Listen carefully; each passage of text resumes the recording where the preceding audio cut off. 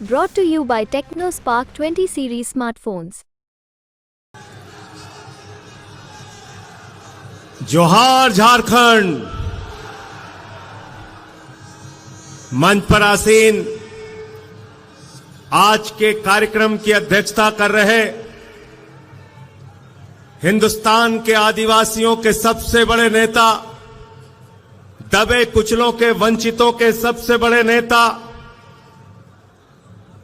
शिबू सोरेन जी, झारखंड के मुख्यमंत्री चंपई सोरेन जी, पंजाब के मुख्यमंत्री भगवंत मान जी, उत्तर प्रदेश के पूर्व मुख्यमंत्री अखिलेश यादव जी, जम्मू कश्मीर के पूर्व मुख्यमंत्री फारूक अब्दुल्ला जी, हमारे बीच में दो वीरांगनाएं बैठी हुई हैं, कल्पना सोरेन जी, सुनीता केजरीवाल जी। आज जब ये अपने घरों से निकल सकती हैं तो हम सबकी जिम्मेदारी है कि आज नरेंद्र मोदी की सरकार से दो दो हाथ करने के लिए हम भी सड़कों पे उतरे, हम भी मैदान में आए।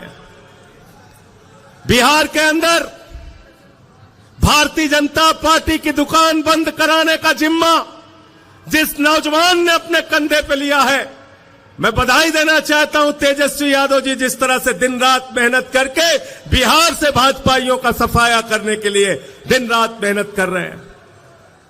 प्रियंका चतुर्वेदी जी महाराष्ट्र के अंदर इनका पूरा गठबंधन लग के भाजपा को वहां से हटाने का काम कर रहे हैं। दीपांकर भट्टाचार्य जी और टीएमसी के नेता विवेक गुप्ता जी, कांग्रेस पार्टी के सीएलपी के लीडर, आप सबका मैं हृदय की गहराइयों से अभिनंदन करता हूं। और आज जो सामने यहां पर इतनी बड़ी तादाद में इकट्ठा हुए हैं, अपने नेता हेमंत सोरेन के लिए इकट्ठा हुए हैं, आप ये संदेश देना चाहते हैं, भगवान बिरसा मुंडा की धरती से नरेंद्र मोदी को संदेश देना चाहते हैं कि पूरे देश का आदिवासी समाज इस बार तुम्हारी जमानतें जब्त कराने का काम करेगा। बताओ तैयार हो कि नहीं तैयार हो? तैयार हो ना? तैयार हो? मैं दिल्ली से चल के आया हूं, 6 महीने मुझे नरेंद्र मोदी ने जेल में रखा। हमारे सबसे बड़े नेता अरविंद केजरीवाल जी जेल में है, मनीष सिसोदिया जेल में है, सत्येंद्र जेल में है, पूरी पार्टी को पकड़ पकड़ के जेल में डाल रहे हैं। झारखंड के सबसे लोकप्रिय नेता भाई हेमंत सोरेन को तुमने जेल में डाल दिया मोदी जी। केजरीवाल का संदेशा है, पूरी दिल्ली, पूरा देश झारखंड के साथ है, आपकी लड़ाई में आपके साथ खड़ा है, डरने की जरूरत नहीं है। तुम जेल से डरा रहे हो, भगवान बिरसा मुंडा के अनुयायियों को जेल से डराते हो। अरे हमारा इतिहास पढ़ लेना, झारखंड का इतिहास पढ़ लेना नरेंद्र मोदी जी। अंग्रेजों को जंगल में रह के भगाने का काम बिरसा मुंडा के नेतृत्व में आदिवासी समाज के लोगों ने किया है। जंगल में रह के शिबू सोरेन जी के नेतृत्व में झारखंड को बनाने का काम झारखंड के लोगों ने किया है। जंगल में रहकर अपने अधिकारों की लड़ाई लड़ने वाले लोगों को जेल से डराने की कोशिश मत करना। तुम्हारी जमानतें पूरे देश में जब्त कराने के लिए देश के आदिवासी, दलित, पिछड़े समाज के लोग एकत्रित हैं। बिल्कुल ठीक कहा दीपांकर भाई ने, पूरे हिंदुस्तान में बाबा साहब डॉक्टर भीमराव अंबेडकर जी का संविधान चलता है। हम सब लोग बाबा साहब डॉक्टर भीमराव अंबेडकर के संविधान को मानते हैं। भारत तो बाबा साहब के संविधान को मानता है, लेकिन भाजपाई नागपुर के संविधान को मानते हैं, नागपुर के संविधान को। और नागपुर का संविधान क्या कहता है? नागपुर का संविधान कहता है दलितों का आरक्षण खत्म करो, आदिवासियों का आरक्षण खत्म करो, पिछड़ों का आरक्षण खत्म करो, चुनाव खत्म करो, नरेंद्र मोदी की तानाशाही इस देश में लाओ। मैं आपसे कहना चाहता हूं, ये अंतिम चुनाव है मेरे भाइयों। इस बार चुनाव में इनकी जमानतें जब्त कराकर इनको हराने का काम करना और कहना हम देश का संविधान बदलने नहीं देंगे। बताओ, इस लड़ाई में आप लोग तैयार हो? हाथ उठा के संविधान बचाने के लिए तैयार हो? लोकतंत्र को बचाने के लिए तैयार हो? अरे ये वोट की ताकत जो आपसे छीनी जा रही है, उस ताकत को बचाने के लिए तैयार हो ना? आरक्षण को जो खत्म करने की भाजपा ने कोशिश की है, उसको बचाने के लिए तैयार हो कि नहीं हो? क्या कहते हैं भाजपाई? अयोध्या से इनका कैंडिडेट है लल्लू सिंह। वो कहता है 400 सीट दे दो, संविधान बदलना है। ज्योति मिर्धा बीजेपी की प्रत्याशी कहती है 400 सीट दे दो, संविधान बदलना है। अनंत हेगड़े भारतीय जनता पार्टी की सरकार का पूर्व केंद्रीय मंत्री कहता है 4 सीट दे दो, संविधान बदलना है। अभी अरुण गोविल ने मेरठ में कहा 400 सीट दे दो, संविधान बदलना है। याद रखना, ये संविधान बदलेंगे तो आरक्षण खत्म करेंगे, ये संविधान बदलेंगे तो चुनाव में जो वोट देने की आपकी ताकत है उसको खत्म करेंगे। बिहार में लड़ रहे थे तेजस्वी यादव जी, 2015 के चुनाव का रिकॉर्ड उठा के देख लेना। मोहन भागवत ने कहा था आरक्षण खत्म होना चाहिए। आरएसएस के नेता ने कहा, मोहन वैद्य ने कहा आरक्षण खत्म होना चाहिए। मैं कहना चाहता हूं, जब तक हम लोग इस धरती पर जिंदा हैं, आरक्षण का अधिकार, संविधान का अधिकार हम खत्म होने नहीं देंगे। तैयार हो ना? भाजपा भ्रष्टाचार के खिलाफ बोलते हैं, नरेंद्र मोदी जी भ्रष्टाचार के खिलाफ बोलते हैं। हेमंत सोरेन जी को झूठे आरोप में जेल में डाल दिया, अरविंद केजरीवाल को झूठे आरोप में जेल में डाल दिया। भ्रष्टाचार के खिलाफ नरेंद्र मोदी जी बोलते हैं, भ्रष्टाचार के खिलाफ भाजपाई बोलते हैं, तो लगता है ओसामा बिन लादेन और डाकू गब्बर सिंह अहिंसा पे उपदेश दे रहा है। ओसामा बिन लादेन और डाकू गब्बर सिंह अहिंसा पे उपदेश दे रहा है। 2014 के बाद इस देश के अंदर एक मोदी वॉशिंग पाउडर निकला है, मोदी वॉशिंग पाउडर। वो चुटकियों में सारे दाग धुल देता है, चुटकियों में सारे दाग धुल देता है। उस मोदी वॉशिंग पाउडर ने कहा अजीत पवार के ऊपर 70,000 करोड़ का घोटाला लगाया, आरोप लगाया, खुद प्रधानमंत्री ने लगाया, बीजेपी के साथ शामिल कर लिया। छगन भुजबल पर भ्रष्टाचार का आरोप लगाया, बीजेपी के साथ शामिल कर लिया। हसन मुशर्रफ पर भ्रष्टाचार का आरोप लगाया, बीजेपी के साथ शामिल कर लिया।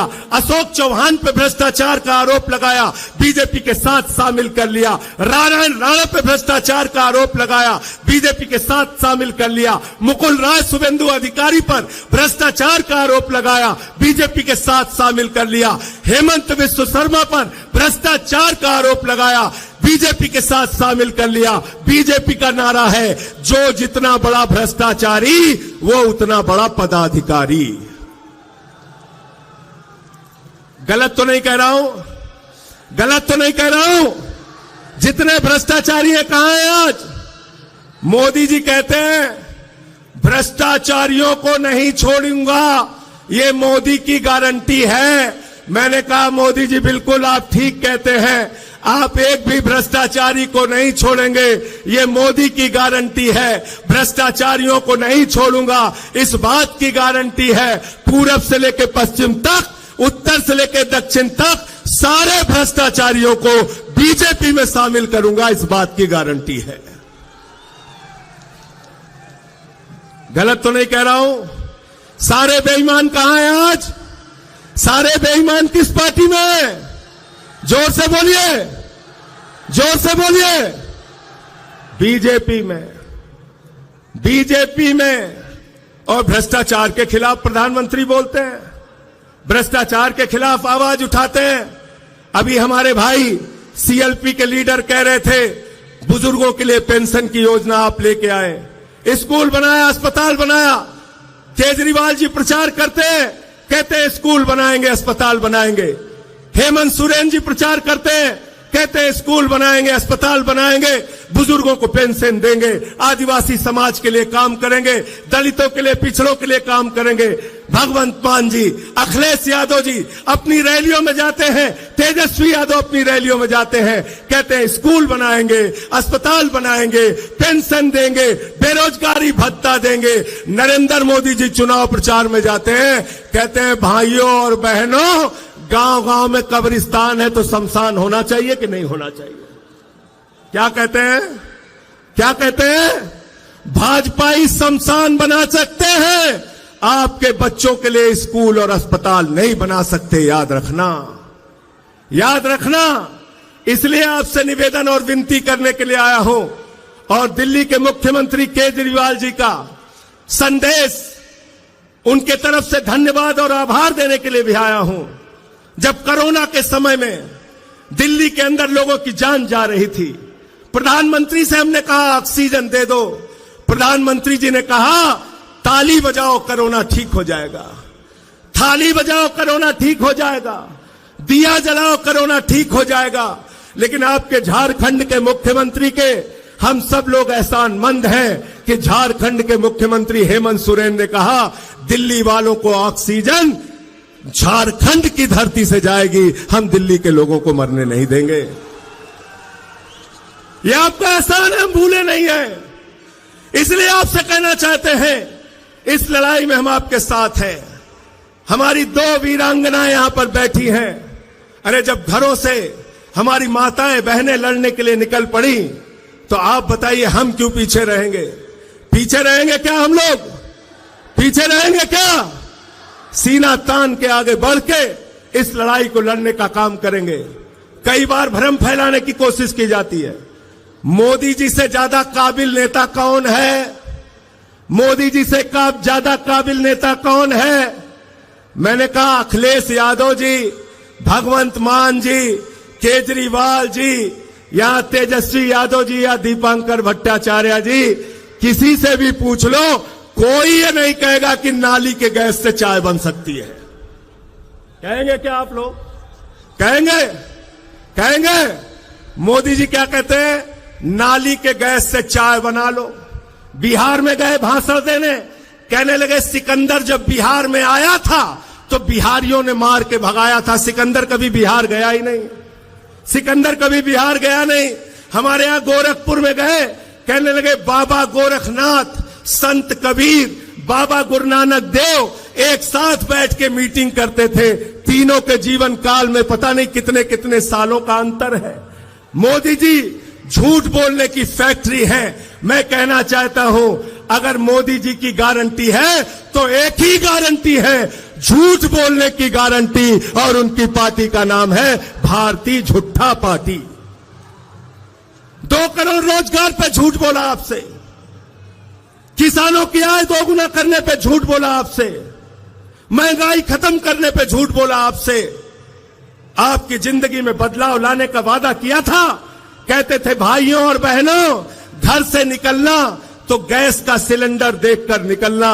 मैं संजय सिंह झारखंड के लोगों आपसे कहने के लिए आया हूं, जब अपना वोट देने के लिए जाना तो घर का सिलेंडर भी देख के निकलना, और जो मोटरसाइकिल है जिसमें 120 रुपए लीटर पेट्रोल भरवाया है उसको भी देख के निकलना। सिंचाई के लिए जो टेबल इस्तेमाल करते हो जिसमें 100 रुपए का डीजल तुमने प्रति लीटर भरवाया है उसको भी देख के निकलना। अरे सरसों के तेल का डिब्बा भी लेकर निकलना जिसमें 250 रुपए लीटर तुमने सरसों का तेल खरीदा है। महंगाई आसमान पे पहुंचा दी, बेरोजगारी आसमान पे पहुंचा दी। आपसे कहते हैं, हिंदुस्तान के 82 करोड़ लोगों से कहते हैं 5 किलो राशन पे जिंदा रहो, 5 किलो राशन पे जिंदा रहो, और अपने दोस्त अडानी को पूरा हिंदुस्तान नीलाम कर रहे हैं। कर रहे हैं कि नहीं कर रहे हैं? झारखंड की बिजली किसको जा रही है भाई? किसको जा रही है झारखंड की बिजली? बांग्लादेश को। किसको जा रही है? झारखंड की अडानी की बिजली जा रही है बांग्लादेश को। आपसे कहते हैं बांग्लादेशियों को भगाना है, और अडानी को कहते हैं बांग्लादेशियों को बिजली पहुंचाना है, बिजली पहुंचाना है।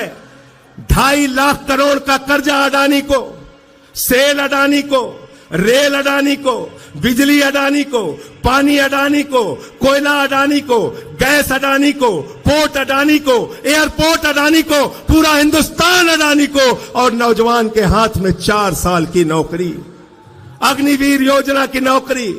हिंदुस्तान के अंदर आप देश की जनता को बेवकूफ बनाना चाहते हैं। नरेंद्र मोदी जी, यहां पर बैठे हुए लोग, इंडिया गठबंधन के लोग, इंडिया के लिए काम करेंगे, और नरेंद्र मोदी और उनकी पार्टी अडानी के लिए काम करेगी। याद रखना, अडानी के लिए काम करेगी। और इसलिए आपसे हाथ जोड़कर विनती करने के लिए आया हूं, निवेदन करने के लिए आया हूं। वोट देने के लिए जाना तो हेमंत सोरेन जी का चेहरा याद करके जाना, जिस तरह से उनके ऊपर अत्याचार किया गया। कल्पना सोरेन जी यहां पर बैठी हैं, सुनीता केजरीवाल जी बैठी हैं, जिस तरह से केजरीवाल जी के ऊपर अत्याचार किया गया। आज उनको जेल में रखा गया है, उनको इंसुलिन की दवा नहीं दी जा रही है। जो आदमी दिल्ली के लोगों के लिए दवा का इंतजाम करता है, आज उसको दवा नहीं दी जा रही है, इंसुलिन नहीं दी जा रही है। इस कदर अत्याचार, इस कदर जुल्म, इस तरह से तानाशाही, और देश में कहते हो 400 पार, 400 पार, अंतिम में 400 पार की हकीकत बता के अपनी बात को खत्म करूंगा। पिछले 10 साल में ऐसे झूठे नारे देके आपको गुमराह करने का काम बीजेपी वालों ने किया। बंगाल में गए, बोले 200 पार, 200 पार, 200 पार, आई वहां पे 77 सीट। दिल्ली में गए, कहने लगे 45 पार, 45 पार, 45 पार, आई वहां पर 8 सीट। झारखंड में आए, बोले 65 पार, 65 पार, 65 पार, यहां पे इनकी 20-23 सीट आई। हरियाणा में गए, बोले 75 पार, 75 पार, 75 पार, आई वहां पर 40 सीट। मिजोरम में गए, बोले 21 पार, 21 पार, 21 पार, आई वहां पर 1 सीट। ये 400 पार का नारा फर्जी नारा है। इस बार इनको कहना है तड़ी पार, तड़ी पार, तड़ी पार। 400 पार को क्या कहना है आपको? क्या कहना है? क्या कहना है? क्या कहना है? तड़ी पार। इनको तड़ी पार कर देना आपकी। आप सबको सर झुका के नमन करता हूं। इतने उत्साह के साथ अपने नेता के लिए आप यहां इकट्ठा हुए हैं। बड़े अफसोस की बात है, ये 2 कुर्सियां यहां पे खाली हैं, लेकिन 4 जून के बाद ये 2 कुर्सियां भरी हुई आपको मिलेंगी। दोनों नेता हेमंत सोरेन जी, अरविंद केजरीवाल जी बाहर होंगे, और देश के अंदर 4 जून को बदलाव होगा। इंडिया गठबंधन की सरकार बनेगी, और भाजपाइयों का पूरे देश से सफाया होगा। ये संदेश पूरे देश में बताइए, पूरे देश में पहुंचाइए। अखिलेश यादव जी ने उत्तर प्रदेश में पीडीए का नारा दिया है। पिछड़ा, दलित, आदिवासी, अल्पसंख्यक सारे लोग इकट्ठा होकर इनको हराने का काम करेंगे। और ये तो किसी के भी सगे नहीं है, किसी के भी सगे नहीं है। आपने देखा क्षत्रिय समाज के लिए कैसी टिप्पणी की। भाजपा सरकार के केंद्र मंत्री रूपाला ने क्षत्रिय समाज के बहु बेटियों पे सवाल उठाया। मैं कहना चाहता हूं राजपूत समाज के लोगों, अगर जरा सा भी स्वाभिमान तुम्हारे अंदर है तो भाजपा को इस बार अपने वोट की ताकत से सबक सिखाने का काम करो और इनके खिलाफ वोट दो। इनका झंडा उठाना बंद करो। इनको कंधे पर बैठा के तुमने कहां से कहां पहुंचा दिया, और आज ये तुम्हारी बहु बेटियों पे सवाल उठा रहे हैं।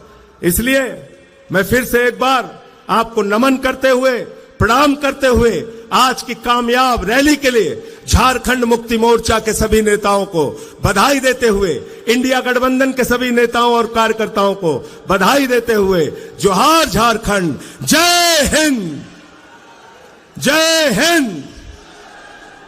बहुत बहुत धन्यवाद।